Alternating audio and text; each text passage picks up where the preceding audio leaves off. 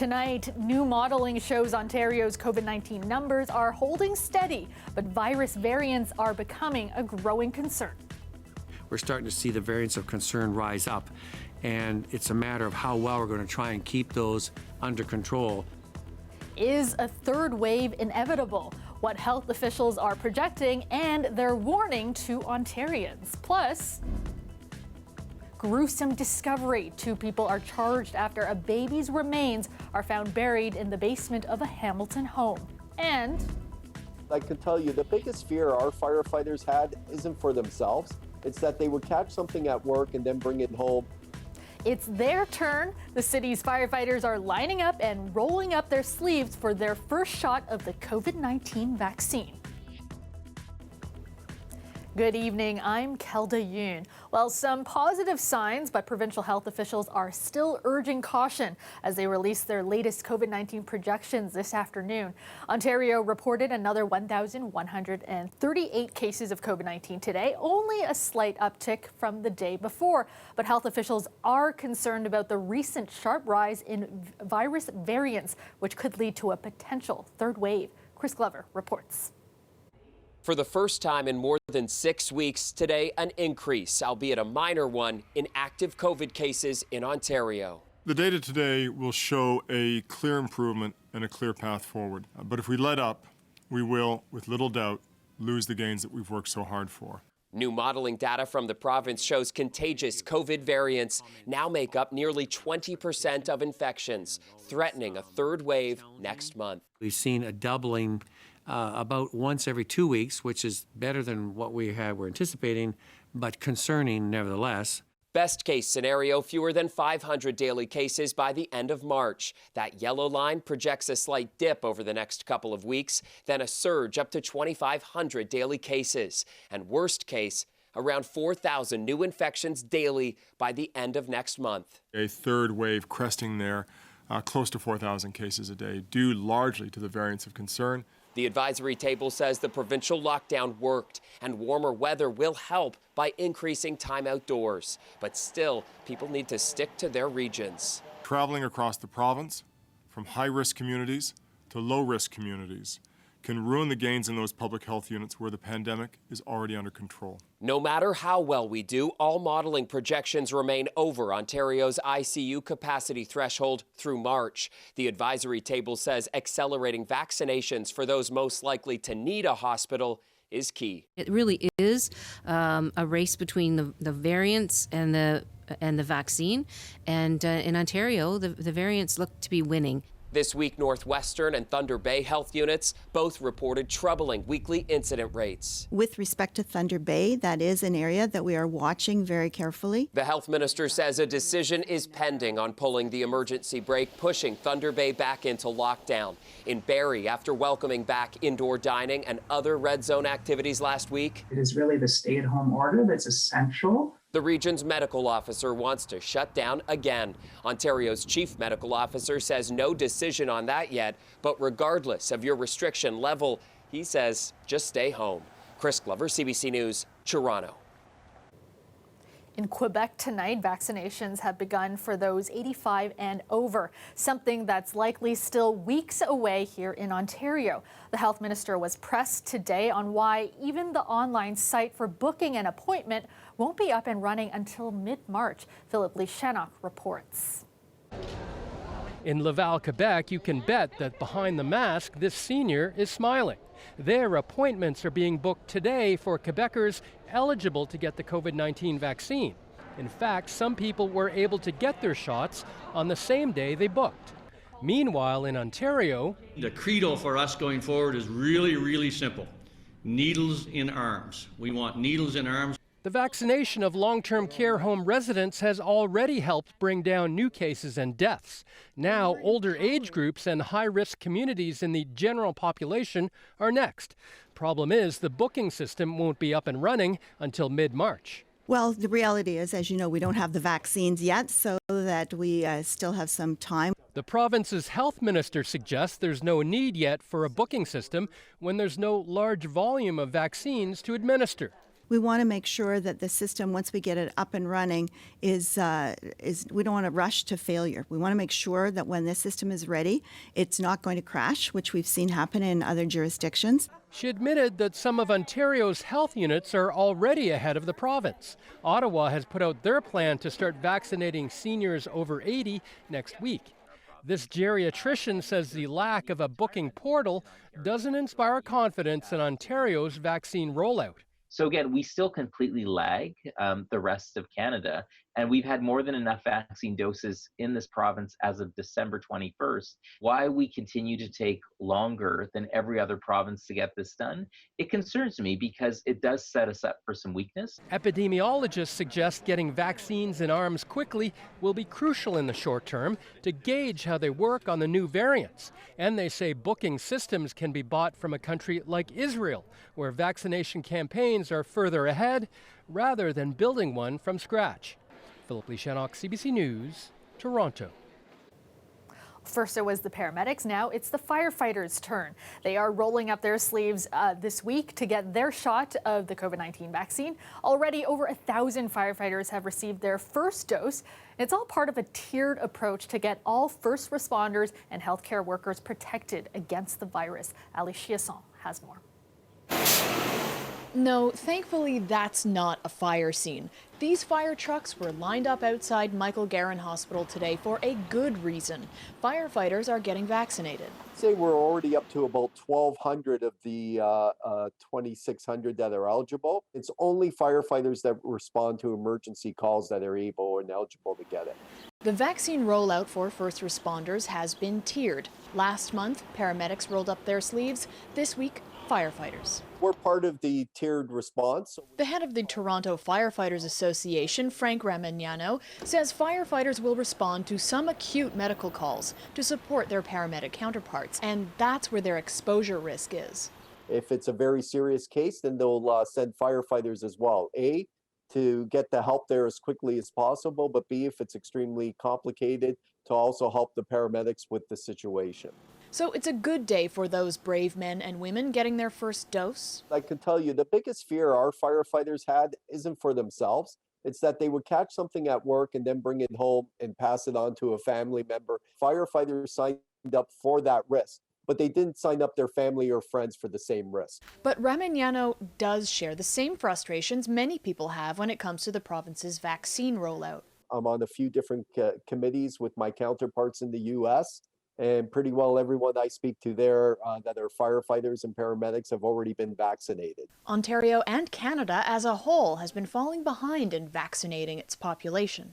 Remember the happy paramedics getting their vaccine in January? The program stalled within a few weeks, with shipment reductions in late January. According to the city, paramedic vaccinations have since resumed, and by now, 60% of Toronto paramedics have received both shots and are fully vaccinated. So, the head of the Toronto Firefighters Union is going to be keen to keep up the momentum this week. We'll see how quickly we are able to get it. And once we do, hopefully we can get everybody vaccinated as quickly as possible in Canada.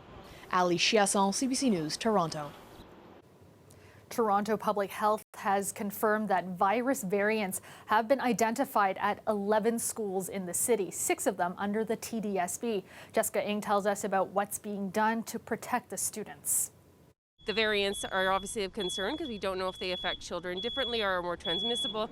Suzanne Kleiman's daughter attends Beverly School, one of the 11 schools named by Toronto Public Health as having at least one case of a variant of concern. We're really happy to have her back. She really needs to be in class in order to learn her skills. She says her daughter has special needs in the classroom, which makes the in-class components essential to her development. Kleiman says she's keeping an eye on how the situation with COVID-19 cases develops at school. If there's one and it's been isolated properly, and that's fine, but if you can see that there is spread within the school, absolutely, that becomes of great concern. Beverly School is one of 6 schools in the Toronto District School Board where variant cases have been identified. Ryan Bird is a spokesperson for the board. We anticipated this to be coming, and that it will become the essentially dominant strain in the near future. A representative for Toronto Public Health says they are not implementing asymptomatic testing for all staff and students at the 11 affected schools for now. Instead, they are focusing asymptomatic testing on dismissed cohorts and close contacts of the individuals who have tested positive for a variant of concern. They have not specified the number of cases or which variants of the virus were detected. It's concerning for Dr. Janine McCready. The infectious disease doctor has been working with the Ministry of Education to do asymptomatic testing pilots for schools in Toronto's East End.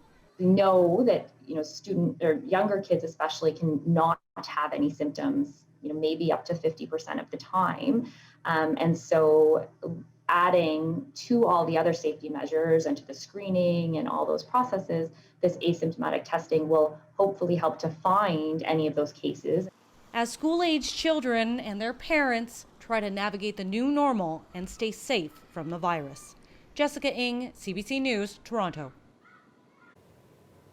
A 34-year-old man and a 24-year-old woman have been charged after the body of a newborn baby was found buried in the basement of an abandoned home in Hamilton. Police say they found the infant's body late this afternoon. They say the man and woman charged are believed to be the baby's parents. Both are facing charges for criminal negligence causing death and interfering with a dead body. The investigation began shortly after midnight on Wednesday when police received a tip about a baby being buried at the home. Neighbors who live on the street say the property has been used by drug users and squatters. Police say a post-mortem will be performed on the body to determine the cause of death. A young man is fighting for his life following a shooting in Brampton early this morning. Victim in this incident is a 22-year-old man, a resident of the city of Brampton, and we do not have at this time any information on suspects or suspect vehicle descriptions. It happened in the area of Mayfield Road and Van Kirk Drive around 2:15 a.m. Mukin says officers arrived to find the victim with serious injuries. He was taken to hospital where he remains in life-threatening condition. Officers were canvassing the neighborhood this afternoon. Anyone with information is asked to contact Peel Police. A woman is dead and a man is facing first-degree murder charges after a stabbing at a home in Richmond Hill last night. York Regional Police say the victim and suspect were a couple, and all 4 of their children were inside the home when the stabbing happened. Linda Ward has all the details.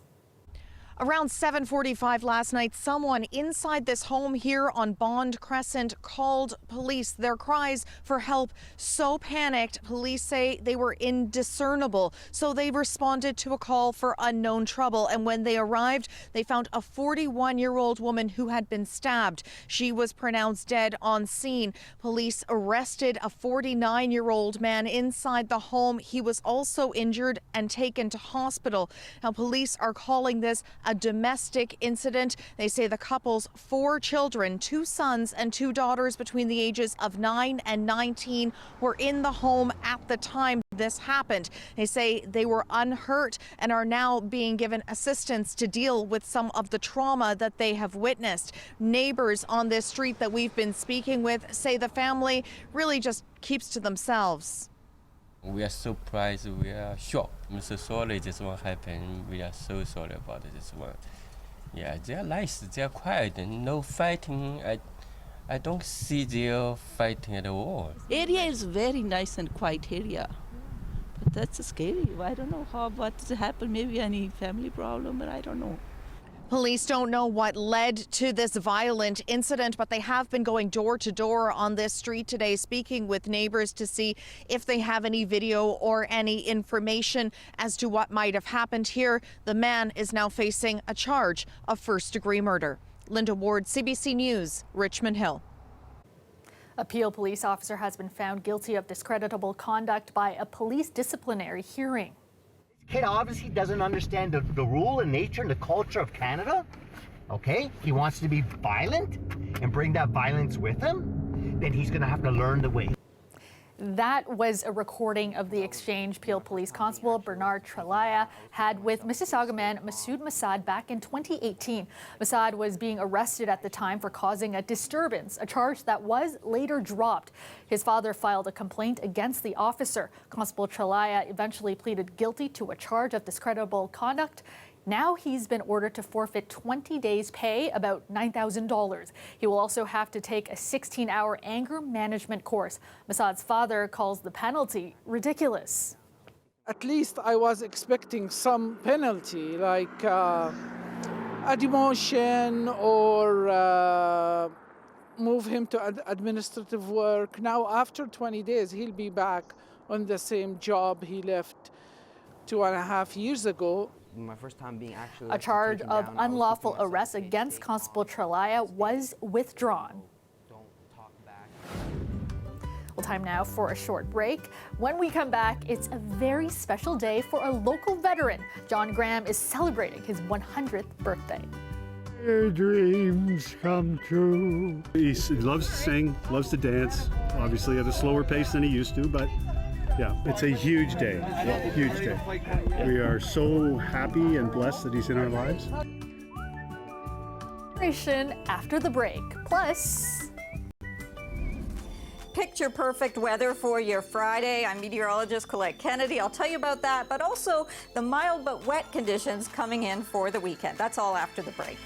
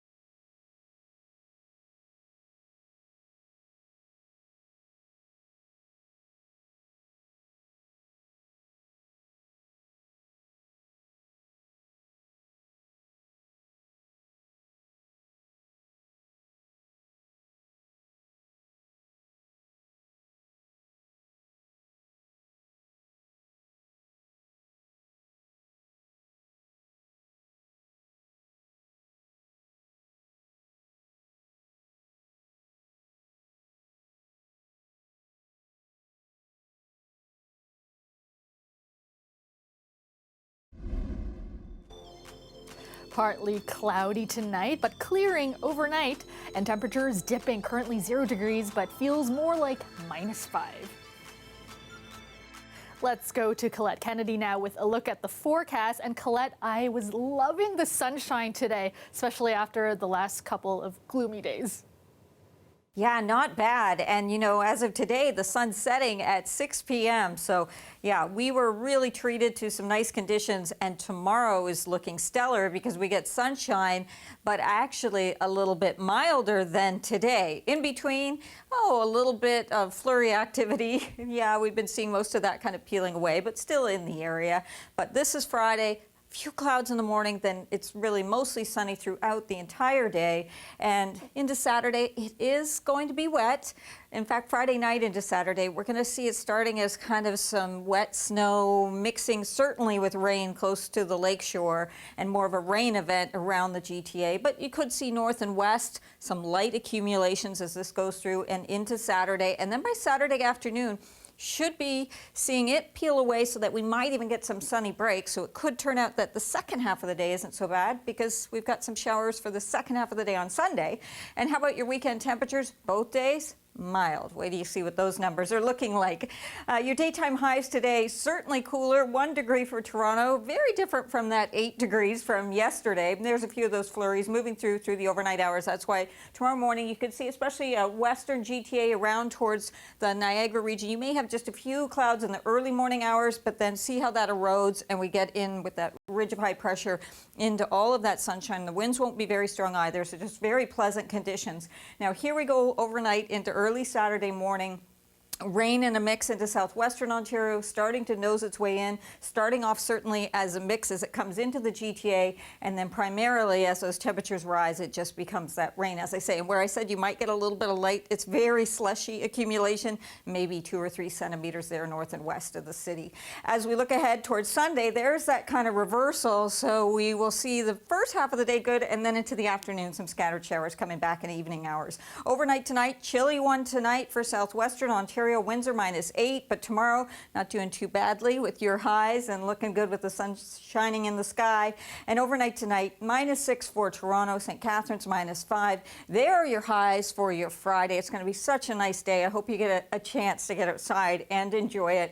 And then there you go with those numbers into Saturday and Sunday, at least 5 on Saturday and 6 on Sunday, although we'll deal at times with these wet conditions, Kelda. All right, thanks so much, Colette. The weather is brought to you by Trane, the most reliable heating and cooling brand. We test, so it runs. It's hard to stop a train. A Second World War veteran is celebrating his 100th birthday today. John Graham usually stays in a retirement home in Durham, but to mark this big occasion, his family set up a drive-by celebration outside his son's home with lots of decorations and, of course, some singing. My best to you, may your dreams come true, may old Father Time never be unkind. It's a huge day, huge day. We are so happy and blessed that he's in our lives. His hearing is very good, so you can have a decent conversation with him, and his health is very good. So for somebody that's turned 100, you don't normally see 100-year-olds as healthy as that is. So. How you doing today? You couldn't ask for a nicer day. Are you doing okay? Who? You. I'm fine. Well, I don't do an awful lot. I'm 100 and I gave up my games quite a while ago. What? Yeah. So, John, you've been in the military. You were in the RCA. RCAF, yeah. I'm just there from 42 to 46 over in Germany. Were you flying? No, I was on the ground I was in the driving trucks. Yeah, the kids were pretty good to me, and they still are. My family are wonderful. It's a great day for you all. Oh, yeah, wonderful day. So here's to you, may your skies be blue, and your love blessed. That's my best to you.